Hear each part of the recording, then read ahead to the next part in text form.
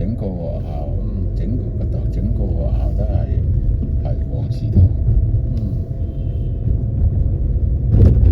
有人做過嘅咧，係有個十幾廿年。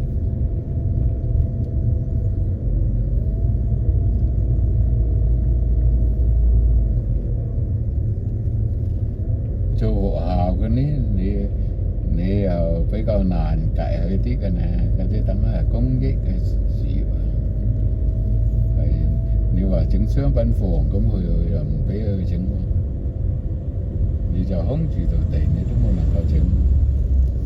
即係等喺高街嗰度，佢啲一炒就俾個班上黃佬啊氣炸住咧，係原來就係財政所出租嘅嗰度，係佢間泥磚屋一拆，啲人走出嚟擁住冇俾整㗎啦，冇俾整啲咪就整成一爛地堂咁，攞嚟做活動嘅場所咯。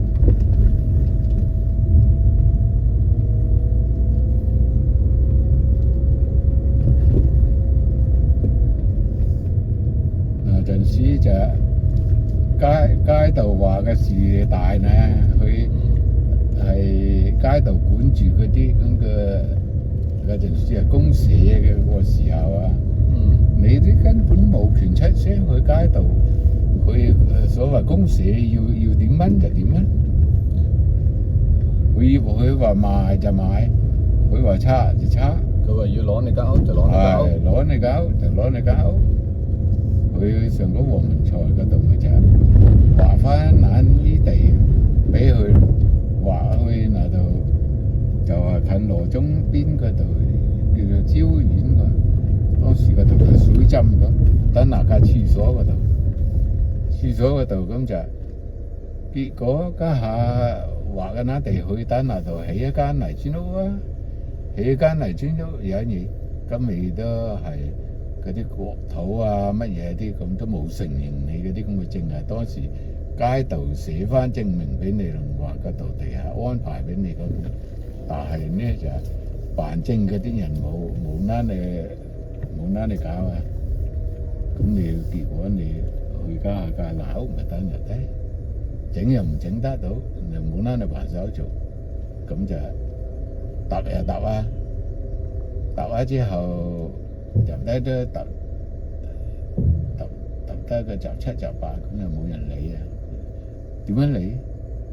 你想拆嚟整，佢唔俾你整，你都冇手續。當時就係所謂嘅街道安排翻俾佢嘅。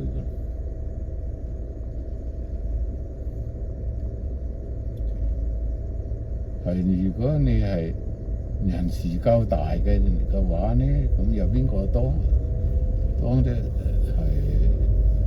大官㗎？咁佢就有可能搞得頭掂。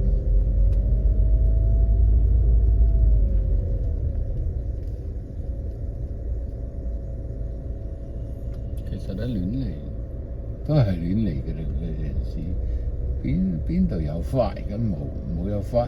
而家係咪亂嚟？都係亂嚟，要你個命都群眾專政啫，冇使審嘅。佢係帶個群眾嘅名啫。事實上嘅話，邊個群眾？佢總之嗱陣時就叫做群眾專政，群眾專政就冇使審，都攞得你命到個打死人咧，又冇使填命，冇得追究嘅。文化大革命嘅陣時死幾多人係咁，冇使審嘅，打死就算，當打條狗都淨過，都淨有人跟究下喎，打死個人冇得跟究。